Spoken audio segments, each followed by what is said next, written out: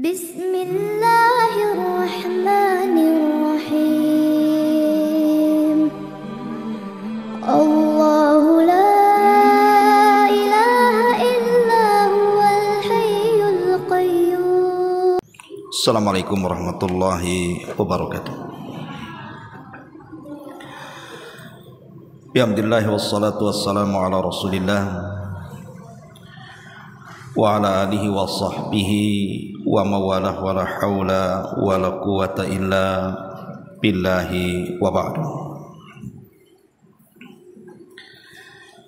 Alhamdulillah, segala puja dan puji hanya milik Allah subhanahu wa ta'ala. Salat dan juga salam kita hadiahkan kepada Rasul kita Nabi besar Muhammad sallallahu alaihi wa ala alihi wasallam. Tema di malam hari ini kita akan membahas tentang kematian. Kematian yang buruk atau disebut dengan su'ul khatimati. Apa alamat-alamatnya dan apa penyebabnya, serta beberapa kisah yang disebutkan para ulama dan nasihat-nasihat para ulama agar kita tidak meninggal dalam posisi su'ul khatimah. Ma'asyiral muslimin yang dimuliakan Allah subhanahu wa ta'ala, di dalam surah Qaf ayat 22 Allah subhanahu wa ta'ala berfirman, laqad kunta fi ghaflatin min hadha fakashafna anka ghita'ak fabasarukal yawma hadid. Sungguh kamu berada dalam keadaan lalai dari hal itu, maksudnya dari kematian. Maka kami akan singkapkan darimu penutup yang menutupi matamu. Maka ketika itu penglihatanmu teramat sangat tajam. Surah Qaf ini, sebagian ahli tafsir mengatakan ini kondisi saat manusia sedang mengalami sakaratul maut. Bahwa ketika di dunia mata kita ini terhalang dalam hal-hal kegaiban. Kita tidak mungkin melihat malaikat. Tetapi saat kematian Allah subhanahu wa ta'ala katakan, fakashafna anka ghita'ak fabasarukal yawma hadid. Maka kami, kata Allah, akan singkapkan daripadamu penutup yang menutupi matamu. Maka penglihatan pada hari itu sangat tajam sekali. Artinya orang yang sedang sakaratul maut itu disingkap perkara-perkara gaib kepadanya. Ma'asyiral muslimin yang dimuliakan Allah azza wa jalla, ada beberapa tanda saat manusia itu menjelang ajalnya. Tanda yang pertama, ru'yal muhtadhir li malakil mauti. Bahwa orang yang sedang sakaratul maut itu mampu melihat malaikat yang akan mencabut nyawanya. Fa in kana min ahli sa'adati fa innahu yara malakal mauti fi suratin hasanatin wa yara malaikatar rahmata bidal wujuhi ma'ahum aqfanun minal jannati wa hanutun minal jannah yajlisuna minhum maddal basar thumma ya'ti malakul mauti fayajlisu inda ra'sihi fayaqul ya ayyatuhan nafsut tayyibah ukhruji ila maghfiratin minallahi wa ridwan.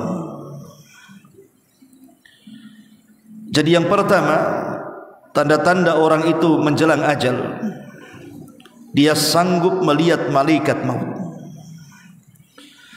Kalau memang yang meninggal ini dia orang yang akan mendapatkan kebahagiaan, min ahli sa'adah, maka dia akan melihat malaikat maut itu dalam bentuk yang sangat indah. Dan dia akan melihat malaikat-malaikat rahmat yang wajah-wajah mereka sangat bersinar. Mereka membawa kain kafan dari sorga dan wangian dari sorga. Kemudian mereka pun duduk sejauh mata memandang. Kemudian dia pun membisikkan di telinganya, wahai jiwa yang baik, keluarlah kepada keridhaan Allah dan ampunannya. Ini kalau yang meninggal itu orang baik. Tetapi kalau yang meninggalnya orang jahat, ahli maksiat, wa amma in kana min ahli saqawati fa innahu yara malakal mauti fi suratin ukhra wa yara malaikatal adzabi sudal wujuhi ma'ahum akfanun min narin wa hanutun min nari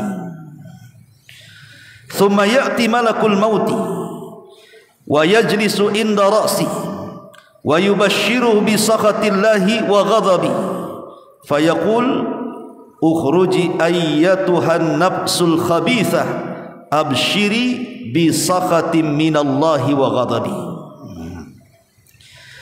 Adapun kalau yang meninggal ini bukan orang baik, ahli maksiat, banyak melakukan kejahatan, maka dia akan melihat malaikat maut itu dalam bentuk yang lain, dalam bentuk yang menakutkan, dan dia melihat malaikat azab dengan wajah yang hitam seram. Kemudian mereka membawa kain kafan dari neraka dan bau busuk dari neraka. Kemudian malaikat pencabut nyawa akan duduk di samping kepalanya dan akan menghabar gembirakan dengan kemurkaan Allah dan kemarahannya, seraya mengatakan, wahai jiwa yang buruk, keluarlah kepada kemarahan Allah dan murkanya. Begitulah gambaran orang-orang yang sedang sakaratul maut. Fakashafna anka ghita'aka al-yawm fabasaruhu yawma hadid. Di mana Allah Subhanahu wa taala mengatakan, maka kami singkapkan darimu penghalang-penghalang, di mana fabasarukal yawma hadid, matamu pada hari itu sangat tajam, mampu menyingkap tabir-tabir kegaiban. Ma'asyiral muslimin yang dimuliakan Allah Subhanahu wa taala, ketika orang yang diperlihatkan malakul maut, apakah dia orang baik ataupun orang jahat, maka marhalah yang kedua, maka dia tiba-tiba adamul muqawamati wal istislamu lil yakin, maka dia akan hilang kekuatannya, kemudian pasrah apapun yang akan diperbuat oleh malaikat pencabut nyawa itu. Ma'asyiral muslimin yang dimuliakan Allah Azza wa Jalla, bahkan dia mendengar tapi tidak bisa bicara. Dia ingin bicara tapi tidak bisa. Bahkan dia tidak bisa membantah. Dan ketika itulah dia merasakan sakarat. Sakarat itu artinya rasa sakit saat kematian yang tidak ada yang tahu rasanya kecuali Allah Subhanahu wa taala. Karena setiap orang mati itu ada sakaratnya. Sebagaimana Nabi sallallahu alaihi wasallam mengatakan, ala lil mauti la sakarat. Ketahuilah dalam kematian itu ada sakarat. Ada rasa sakit yang luar biasa. Rasa sakit ini kalau diderita oleh seorang mukmin, boleh jadi sebagai penggugur terakhir dosa dia. Tapi kalau rasa sakit ini dirasakan oleh ahli maksiat, maka boleh jadi itu muqaddimah azab bagi dia. Maka setelah kemudian roh dicabut dan dimulai dari jari jemari kaki, kemudian naik ke atas sampai di tenggorokan. Ini kalau nyawa sudah di tenggorokan, mustahil akan kembali ke badan. Karena Allah Subhanahu wa taala mengatakan, hatta idza balagatit taraqi wa qila man rah. Nyawa itu kalau sudah sampai di tenggorokan, qila man rah, siapa yang bisa meruqyah dia? mengembalikan ruh ke dalam jasadnya, tidak ada yang bisa mengobati dia. Makanya saat itulah kenapa kemudian Allah menutup pintu tobat bagi dia, karena kalau ruh sudah ditenggorokan mustahil akan hidup lagi. Nabi SAW mengatakan, innallaha yaqbalu taubata abdin ma lam yugharghir. Allah itu masih menerima taubat seorang hamba sebelum nyawa di kerongkongan. Ma'asyiral muslimin yang dimuliakan Allah Azza wa Jalla, kemudian setelah malaikat maut mengeluarkan ruhnya, dan dalam hadis yang panjang, hadis Bara bin Azib radhiyallahu anhu, Nabi mempermisalkan dengan dua perkara. Kalau kematian seorang mukmin itu seperti air yang menetes terakhir dalam perut, dalam mulut teko. Jadi kalau seandainya ada teko tuh, kan teko itu kan ada mulutnya. Kalau seandainya air itu memenuhi teko kemudian kita tuangkan, tentu airnya akan deras keluar. Tapi kalau dalam teko itu air tinggal satu tetes, kemudian kita tuangkan, maka air itu akan berjalan dengan pelan sampai tergantung di mulut teko. Itulah permisalan kematian seorang mukmin, pelan-pelan tapi pasti. Tapi kematian seorang kafir, Nabi SAW mempermisalkan kasafud. Safud itu seperti pisau bengkok, cerulit bahasa kitanya, yang dimasukkan kepada bulu-bulu kambing wol, kemudian disiram dan bulu-bulu itu menempel di safud tadi, kemudian ditarik dengan paksa. Apa yang terjadi? Bisa merontokkan bulu-bulu wol itu. Itulah yang dirasakan kalau dia orang kafir. Maka kematian saat dicabut ruh itu seperti itu, meretakkan seluruh persendian dan pertulangan dia, dan dia akan merasakan sakit yang tidak ada yang tahu kecuali Allah Azza wa Jalla. Ma'asyiral muslimin yang dimuliakan Allah Azza wa Jalla, adapun alamat kalau dia sudah meninggal, pertama lihat matanya. Kalau ada orang yang meninggal, umpamanya antum ini berdua, kemudian melihat ada orang yang tergeletak di jalan, entah kecelakaan entah apa, perhatikan matanya. Kalau matanya terbelalak ke atas, berarti dia sudah mati. Kalau matanya melotot ke atas, berarti orang ini sudah mati. Karena Nabi SAW yang mengatakan, innar ruha idza qubidha tabi'ahul basar. Ruh ini kalau dicabut, maka mata pandangannya akan mengikutinya. Makanya setiap orang mati itu pasti melotot tuh matanya. Makanya disunahkan untuk ditutup supaya tidak menakuti orang. Jadi kalau sudah melotot ke atas, ini sudah mati orang ini. Kemudian ciri yang kedua, inhiraful anfi anil yamin wasyimal, atau hidungnya seolah-olah tidak ada tulang lagi. Mungkin dia miring ke kanan, miring ke kiri. Kalau kita masih hidup, masih mancung kan, mau ditarik ke kanan pun tetap dia ke tengah lagi. Tapi kalau seorang mati, umpamanya antum hidungnya dibelokkan ke kanan, dia akan belok dia, atau ke kiri, ya ke kiri terus dia, karena sudah tidak ada lagi rohnya. Lihat orang mati itu ya, kalau antum periksa ada orang kecelakaan, lihat matanya. Habis itu antum dorong hidungnya, kok dia ke sebelah kiri saja, sudah mati itu ya. Ataupun yang ketiga, burudatul jismi ammatan, dingin dari atas kepala sampai kaki. Jadi badannya itu menjadi dingin dari atas kepala sampai kaki. Kemudian iltifatus sakil aiman ala sakil aisar awil akhs,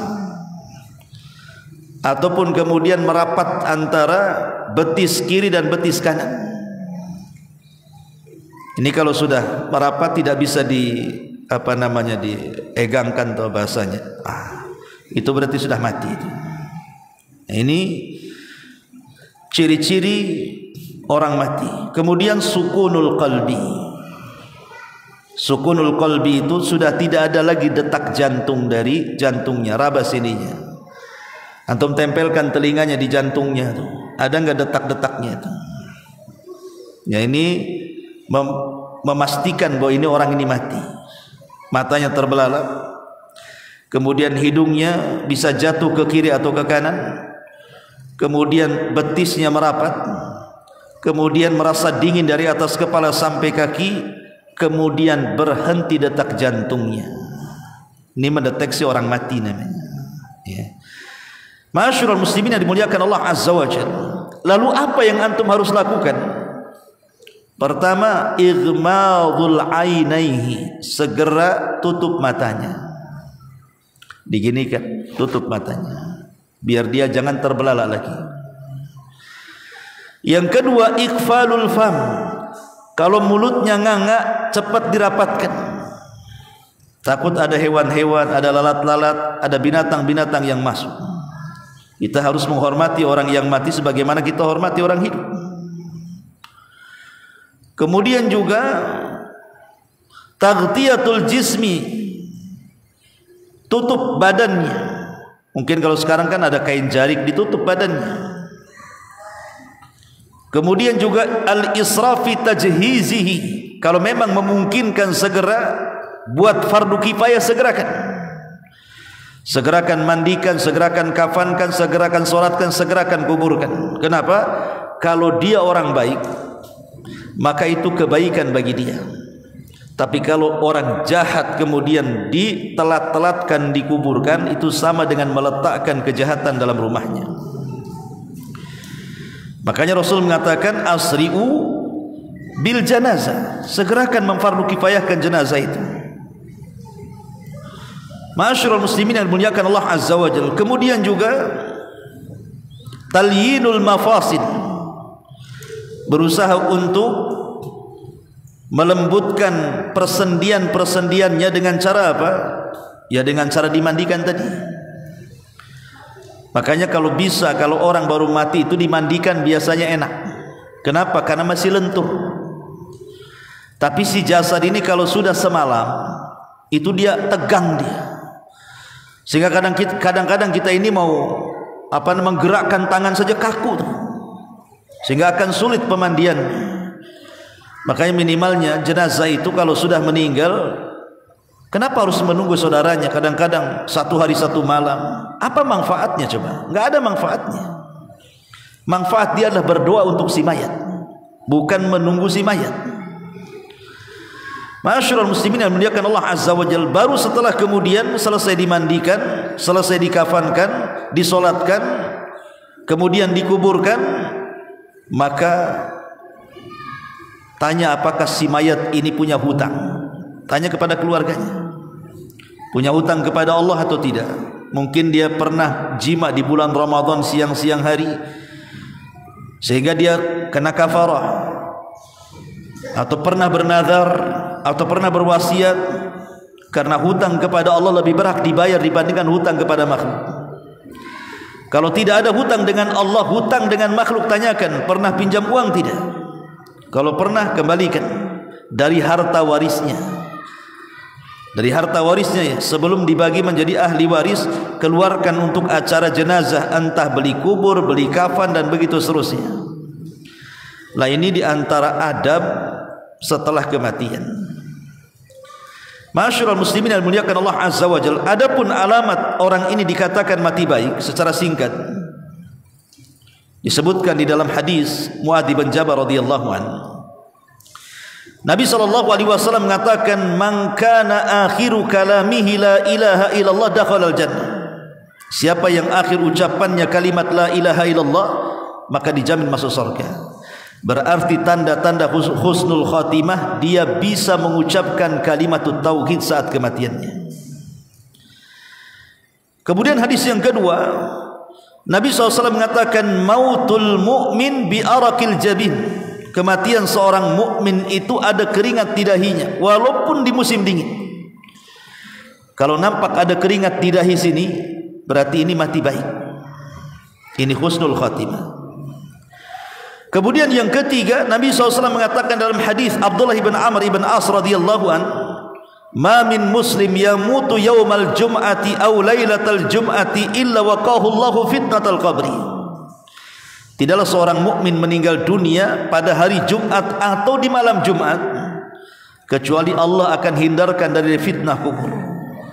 Dengan catatan orang yang mati di hari Jumat dan malam Jumat itu memang dia orang yang taat, orang yang baik. Tapi kalau lagi minum matinya Jumat, ya ndak husnul khotimah. Jadi para ulama mengatakan dengan catatan dia orang baik, Allah pilihkan hari kematiannya hari Jumat, maka Allah akan hindarkan dari fitnah kubur. Kemudian yang keempat, yamutu ala ta'atin min ta'atillah. Dia meninggal sedang melaksanakan ketaatan dari ketaatan Allah. Mungkin lagi salat dia meninggal, lagi puasa dia meninggal, lagi baca Quran dia meninggal, lagi haji dia meninggal, lagi umrah dia meninggal, dan begitu seterusnya. Karena Nabi SAW ketika melihat ada seorang sahabat yang jatuh dari tunggangan untanya saat tawaf,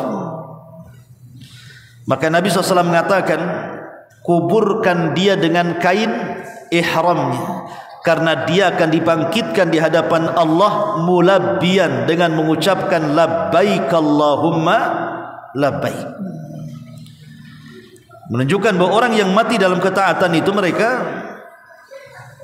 tanda daripada tanda-tanda husnul khatimah.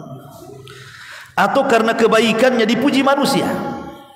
Memang dia orang baik dan dia orang yang taat kepada Allah dan juga bermuamalahnya baik dengan manusia, saat kematiannya dipuji manusia, maka itu juga tanda husnul khatimah. Sebagaimana hadis Nabi SAW ketika ada dua jenazah lewat, yang pertama dipuji manusia, yang kedua dicaci maki manusia, maka Rasul mengatakan, adapun yang pertama wajabat lahul jannah, adapun yang kedua wajabat lahun nar. Jenazah yang pertama wajib masuk surga. Kenapa? Karena dipuji manusia. Adapun yang jenazah yang kedua dicaci maki manusia karena kejahatannya, wajabat lahun nar, kata Rasul, maka dipastikan dia masuk neraka. Kemudian juga di antara alamat-alamat setelah kematiannya, bahwa itu menunjukkan alamat husnul khatimah, adalah al-ibtisamatu ala wajhi. Terkadang saat meninggal dia tersenyum. Jadi dia orang baik, orang taat, saat meninggal tersenyum pula dia. Ataupun irtifa'us sababah, begini, ketika meninggal dia begini telunjuk, menunjukkan ingin mentauhidkan Allah Azza wa Jalla. Ataupun al-wadha'atu wal israqah, atau dilihat dari wajahnya cerah sekali, tidak ada tanda-tanda ketakutan dalam wajahnya. Ataupun dalam kondisi dia membaca Quran tiba-tiba meninggal, sedang berzikir kemudian dia meninggal, seperti yang diceritakan oleh salah satu syekh. Jadi di Riyadh, kejadiannya di Riyadh, di Saudi sana. Jadi ada anak muda itu yang gemar membaca Al-Quran. Dulu, sekarang kan sudah ada handphone. Kadang-kadang jarang orang itu sudah bawa mushaf kecil itu, karena sudah ada handphone, lihat aplikasi di handphone saja lah kan itu. Kalau dulu kan ada mushaf kecil tuh, di saku namanya, mushaf saku itu kemana-mana dibawa. Di pesawat dia baca tidak malu, di dalam bus umum tidak malu, pokoknya di kendaraan apapun, di tengah keramaian apapun, tetap dia baca Quran dan tidak ada segan-segannya. Jadi Allah Subhanahu wa taala takdirkan satu hari dia sedang safar bersama teman-temannya, rupanya terjadi kecelakaan, semua meninggal di tempat kecuali dia. Dia masih bisa diselamatkan dan dibawa ke rumah sakit. Lah sepanjang syekh ini, sepanjang perjalanan membawa dia ke rumah sakit, anak muda ini yang gemar membaca Quran ini selalu mengulang-ulang suratul Najm, wa najmi idza hawa ma dhalla sahibukum wa ma ghawa wa ma yantiqu anil hawa in huwa illa wahyun yuha. Terus diulang-ulang, wa ma yantiqu anil hawa in huwa illa wahyun yuha, sampai dibawa ke rumah sakit. Matanya terpejam. Ketika diingatkan pun terus membaca Quran. Sampai akhirnya Allah Subhanahu wa taala takdirkan nyawanya tidak tertolong, dan ketika hembusan nyawa terakhirnya dia membaca ayat wa ma yantiqu anil hawa in huwa illa wahyun yuha. Bahwa Quran itu bukan keluar dari hawa nafsu Muhammad, tapi Quran itu adalah wahyu yang diwahyukan Allah kepada Muhammad. Kemudian dia meninggal. Terkadang kematian itu Allah Subhanahu wa taala buat seperti itu. Lah ini namanya husnul khatimah. Tetapi bagaimana kalau kematian itu su'ul khatimah? Apa tandanya? Ma'asyiral muslimin yang dimuliakan Allah Azza wa Jalla, sebelum saya ceritakan tanda-tandanya, ada beberapa kisah yang disebutkan para ulama salaf. Pertama, kisah yang disebutkan oleh Al-Hafidh Ibnu Rajab Al-Hambali. Al-Hafidh Ibnu Rajab Al-Hambali dalam kitabnya Jami' Al-Ulum wal Hikam, syarah daripada Arba'in Nawawi. Apa kata Al-Hafidh Ibnu Rajab Al-Hambali? Dia mengatakan, menceritakan dari seorang salaf namanya Abdul Aziz Ibni Abdirwat. Beliau menceritakan dari seorang namanya Abdul Aziz Ibni Abirwat rahimahullah ta'ala. Apa kata Abdul Aziz Ibn Abirwat yang dinukilkan perkataannya oleh Ibnu Rajab ini? Perkataannya, qala, dia mengatakan, hadartu rajulan indal mauti. Kata Abdul Aziz Ibn Abirwat ini, aku pernah hadir di seseorang yang sedang menjelang kematiannya, sedang sakaratul maut. Yulakkinu bisyahadati, dia pun sedang ditalkin, diejahkan padanya dengan kalimat syahadat, la ilaha illallah. Wahai fulan, katakan la ilaha illallah. Wahai fulan, katakan la ilaha illallah. Faqala fi akhiri maqal, tiba-tiba setiap dia disuruh untuk mengucapkan kalimat la ilaha illallah, dia mengatakan apa? Kafartu billadzi taqul. Kafartu billadzi taqulu. Aku kufur dengan apa yang kau ucapkan itu. Aku kufur dengan apa yang kau ucapkan. Dia kufur dengan kalimat la ilaha illallah. Kemudian dia mengatakan, wa ma tanfa'uni kalimatu la ilaha illallah. Lalu apa manfaatnya kalimat itu untukku, katanya. Kemudian dia pun meninggal dunia. Abdul Aziz Ibn Abirwat ini penasaran, kenapa dia bisa ngomong begitu? Ketika ditalkin, katakan ya fulan la ilaha illallah, dia mengatakan aku kufur dengan kalimat itu. Apa gunanya kalimat itu untukku? Jadi Abdul Aziz Ibn Abirwat ini, kata Al-Hafidh Ibn Rajab Al-Hambali, dia mencari-cari tahu kepada keluarganya, kenapa kematiannya sampai seperti itu. Rupanya keluarganya bercerita, fa idza huwa mudminul khamri.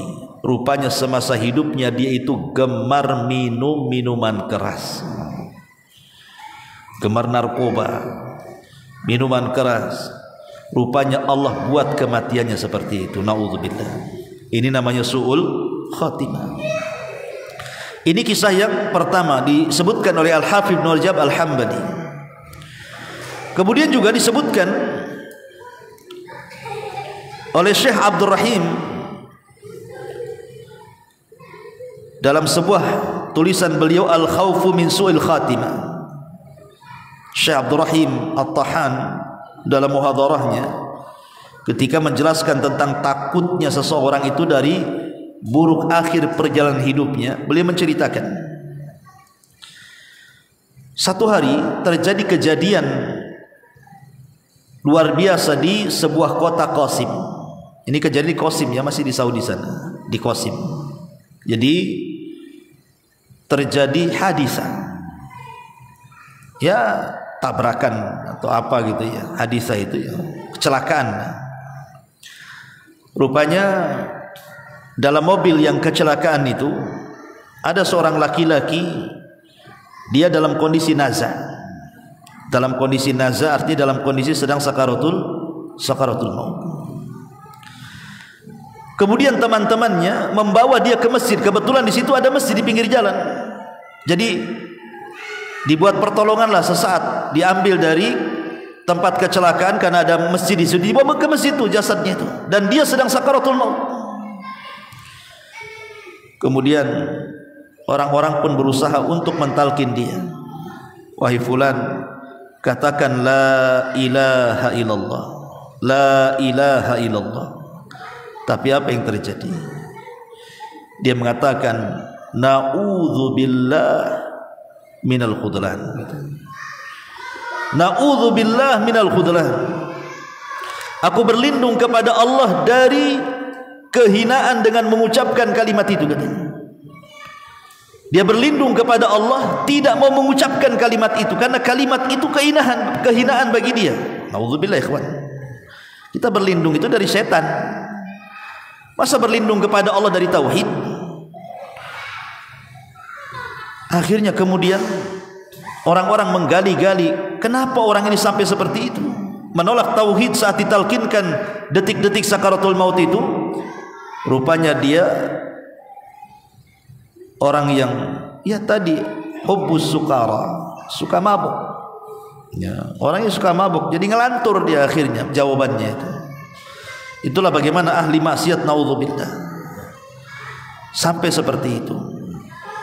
Bahkan juga disebutkan oleh beberapa ulama, ada seseorang itu subhanallah dalam kehidupannya itu dia ahli puasa. Rajulun kathiru as-saumi. Orang ini banyak puasa. Kalau tadi kan ahli maksiat tuh. Yang ini ahli puasa. Bahkan bukan puasa, ibadah-ibadah yang lain pun dia lakukan. Salat malam, membaca Quran, pokoknya ahli ibadah lah orang ini. Tetapi Allah Subhanahu wa taala takdirkan banyak ujian menimpa dia. Diberinya sakit yang berkepanjangan sehingga dia harus menderita yang lama. Sampai akhirnya kematiannya menjemput dia karena sakitnya bertahun. Padahal dia ahli ibadah semasa sehatnya, ahli puasa, ahli sholat gitu.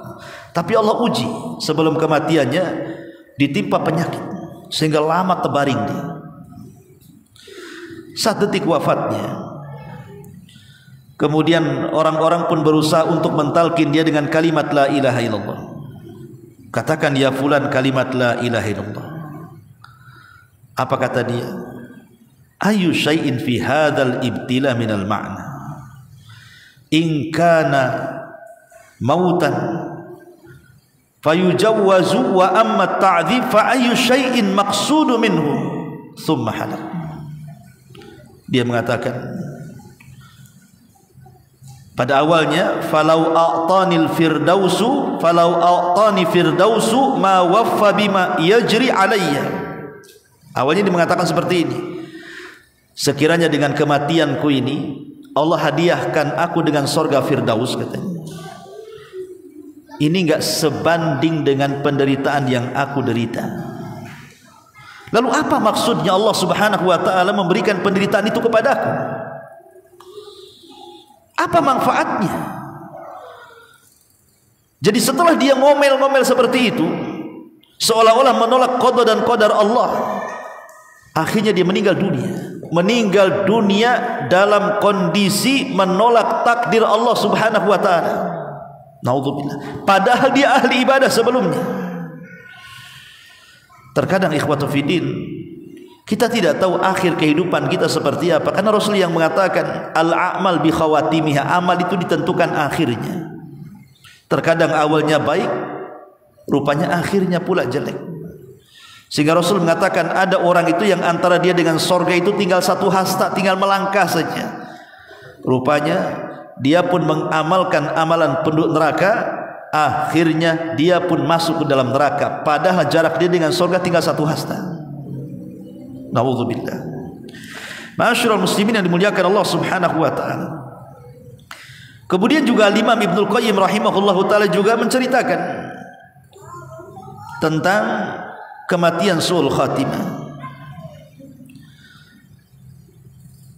Kata beliau, atau Imam Ibnu Jauzi, antara dua ulama ini, Imam Ibnul Qayyim atau Ibnu Jauzi, dia menceritakan tentang kisah di zamannya.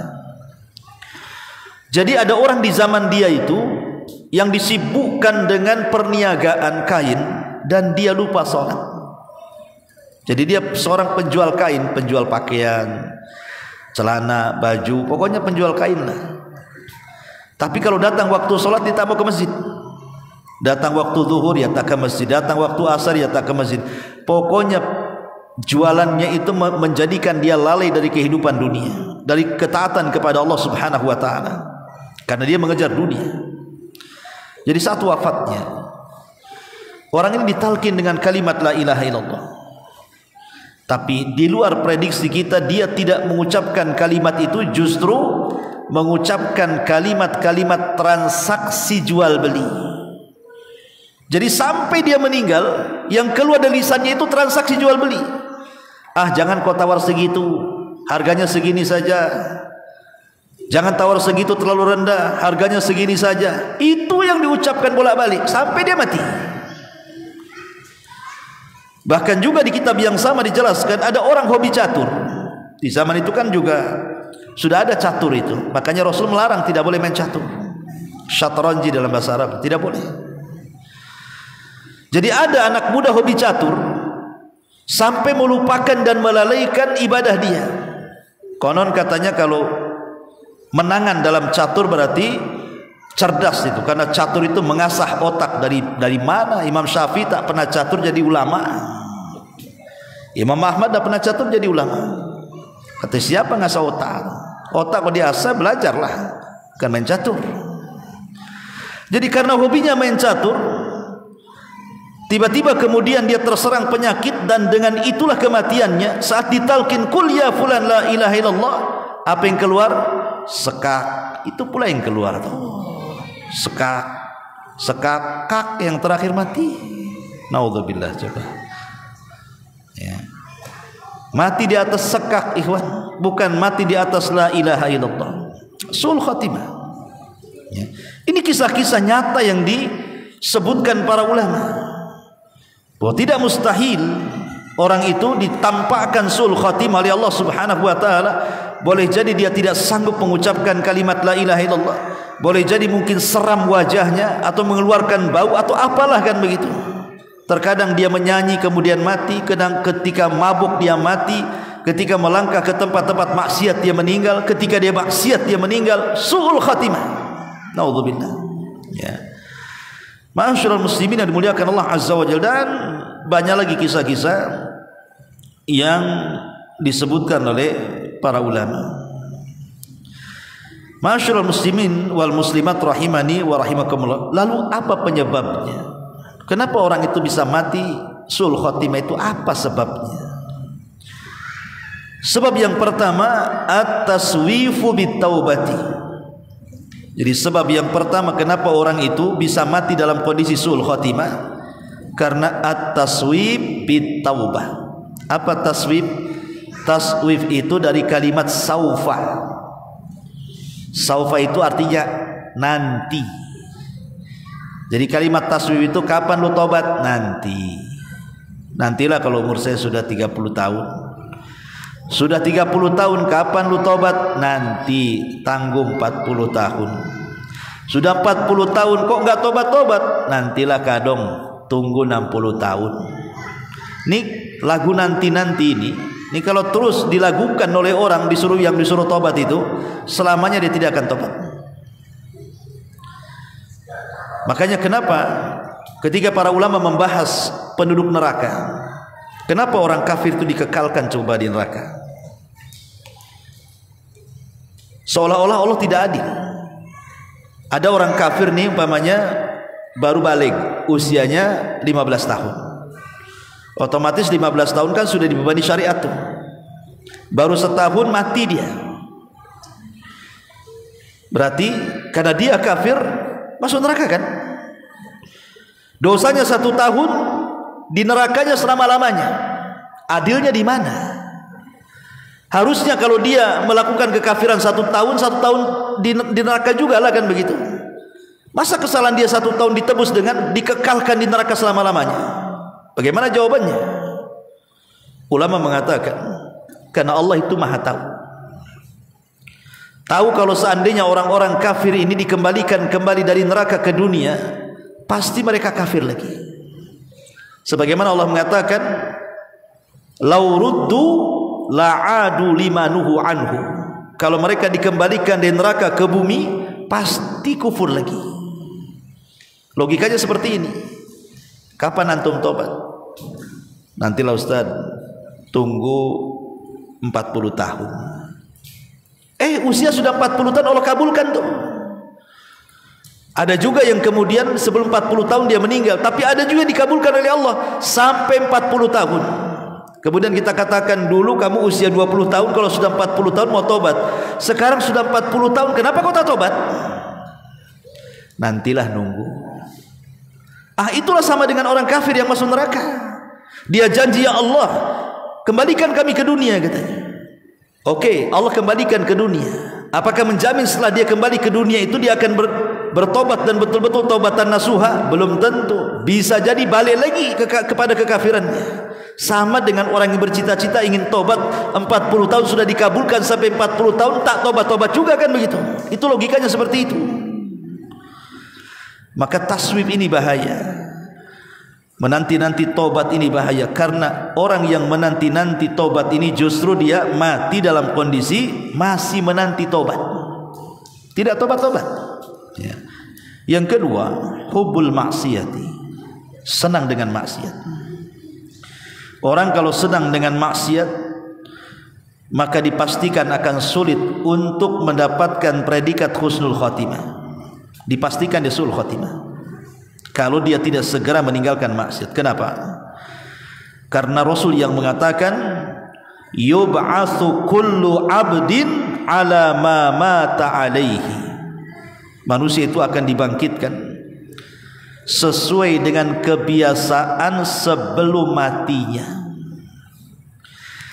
Jadi kalau seandainya kebiasaan sebelum matinya dia memang ahli ibadah, ahli taat, betul-betul melaksanakan perintah, fasanu yassiruhu lil yusra, Allah mudahkan jalannya. Insyaallah dia mengakhiri kehidupannya dengan husnul khatimah. Tapi kalau kebiasaan hidupnya itu maksiat sana sini, maka dipastikan fasanu yassiruhu lil usra, bukan jalan mudah yang Allah mudahkan, jalan sulit Allah sulitkan lagi. Bisa jadi diakhiri dengan kematiannya. Karena ada istilah bahwa orang meninggal itu sesuai dengan kebiasaan hidupnya. Kalau kebiasaan hidupnya ahli maksiat, maka mati di atas maksiat. Kalau kebiasaan hidupnya taat, maka mati di atas kemaksiat, di atas ketaatan kepada Allah Subhanahu wa taala. Begitulah kata para ulama. Dan ketika manusia dibangkitkan juga seperti itu. Ini yang kedua. Yang ketiga, fasadul mu'taqad, rusaknya akidah. Rusaknya akidah. Saya baru lihat YouTube. Isinya apa? Isinya Islam Pancasila. Kami memilih Islam Pancasila karena kami tidak seperti Islam yang lain yang mengejar sorga. Justru kami menolak sorga, katanya. Dia tolak sorga. Lihat di YouTube. Di tengah-tengah orang mengejar sorga, kami Islam Pancasila, katanya, kami justru menolak sorga. Karena kami hanya menginginkan apa? Keredoan atau apa istilahnya. Kami tidak menginginkan sorga dalam beramal. Ikhwan, bagaimana tidak mengharap sorga?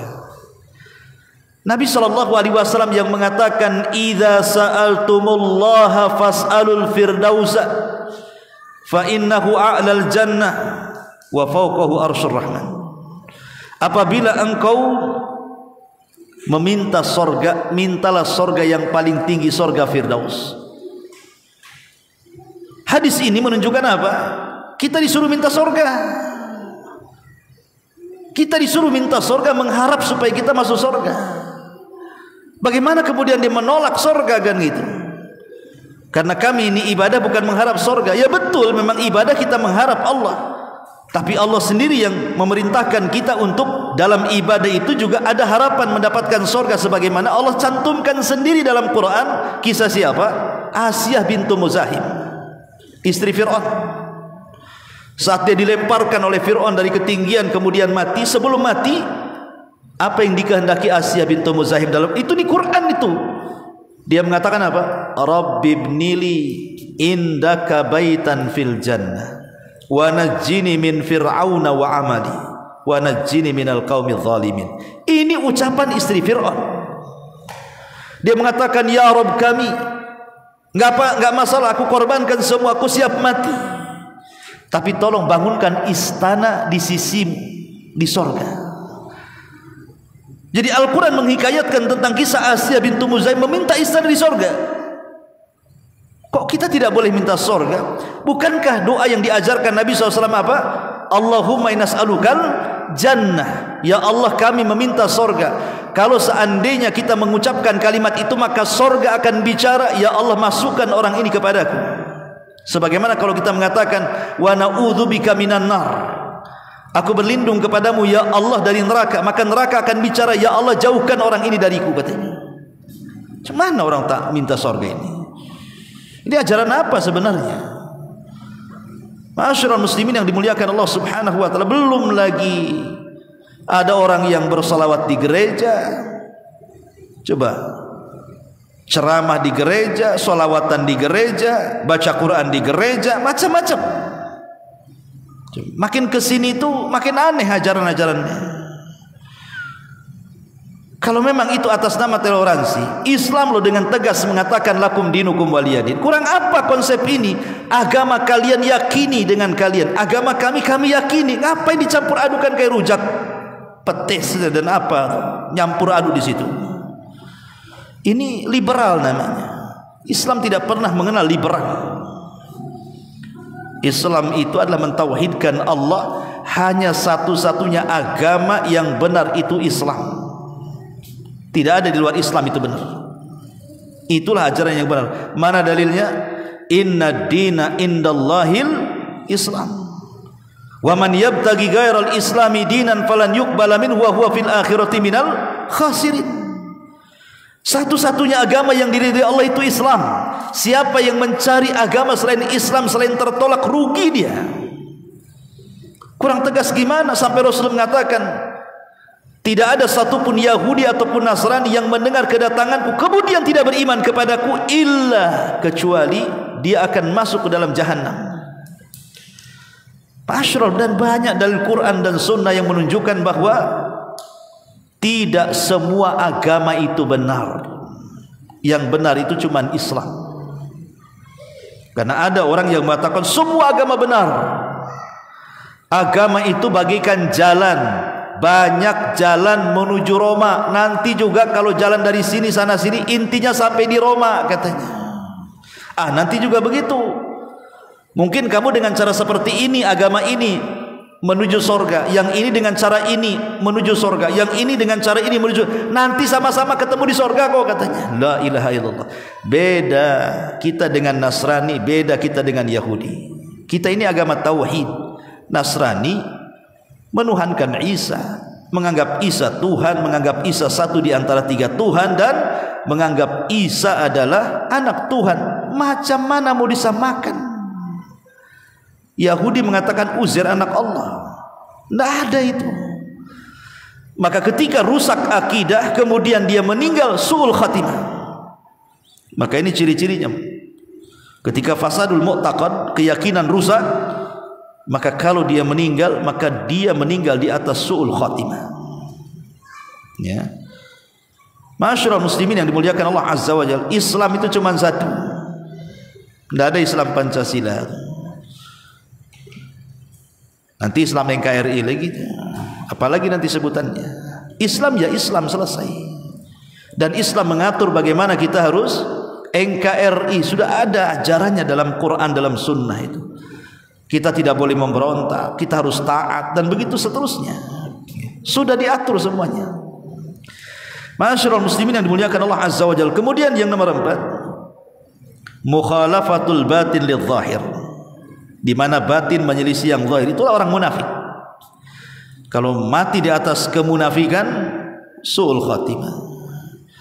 Ataupun al-inkibabu ala dunya wal i'rad anil akhirah, terlampau mengejar dunia, meninggalkan akhirat. Maka ini bisa kematiannya su'ul khatimah. Kemudian juga yang nomor 4, al-udul anil istiqamah, keluar dari istiqamah. tidak mau istiqomah, keluar dari istiqomah, maka ini juga penyebab su'ul khatimah. Ma'asyiral muslimin yang dimuliakan Allah Subhanahu wa taala. Ada beberapa ucapan ulama salaf. Pertama, Sufyan Ats-Tsauri. Dijelaskan baka Sufyan Ats-Tsauri rahimahullahu taala lailatan ila sabahi. Satu hari Sufyan Ats-Tsauri rahimahullahu taala pernah menangis dari malam sampai waktu pagi. Semalam suntuk dia menangis. Falamma asbaha qila lahu, ketika di waktu pagi datang dikatakan kepadanya, wa ma yubkika ya imam, apa yang membuat anda menangis semalam hari wahai imam? Apa kata Sufyan Ats-Tsauri? Az-dzunubu az-dzunubu, dosa, dosa dan dosa. Aku memikirkan dosa. Kemudian dia mengatakan, az-dzunubu ahwan min hadza, walakin abki min khaufil khatimati. Tapi ada perkara yang aku tangisi melebihi dosa.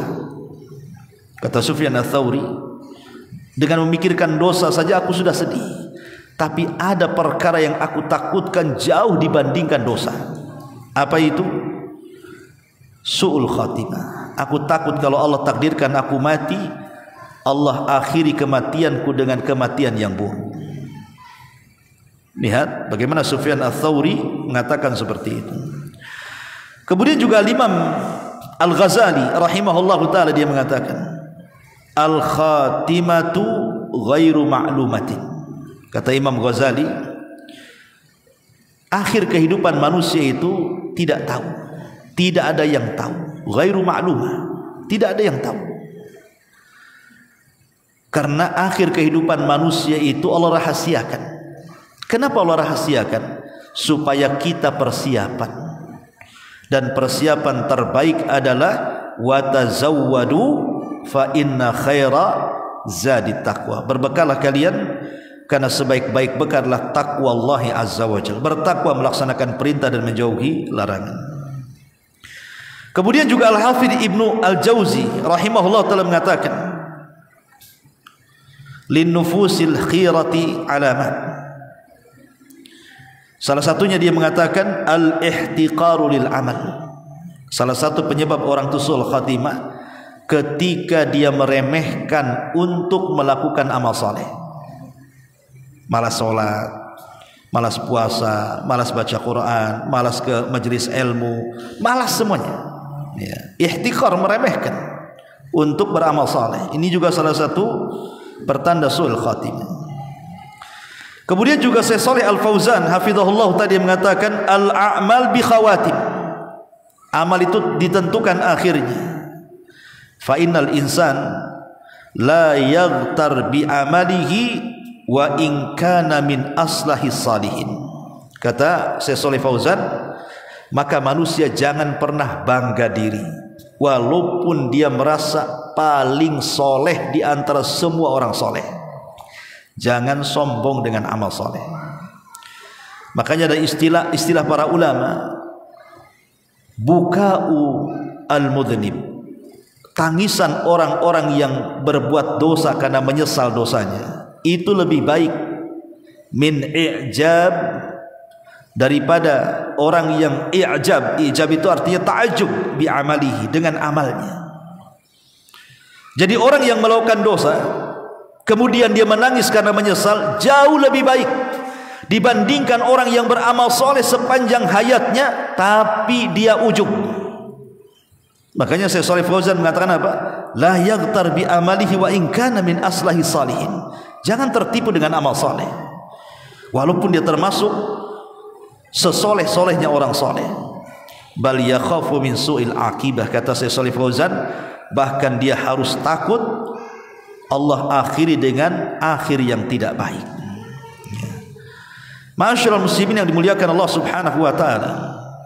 Dan banyak lagi perkataan para ulama supaya kita kembali untuk istiqomah dan tidak meninggal dalam kondisi su'ul khatimah. Mudah-mudahan kita diberikan oleh Allah Azza wa Jalla keistiqomahan dan kita diwafatkan dalam kondisi husnul khatimah. Wallahu a'lam. Ini yang bisa sampaikan. Subhanaka bihamdika asyhadu an la ilaha illa anta astaghfiruka wa atubu ilaik. Allahu taala alam.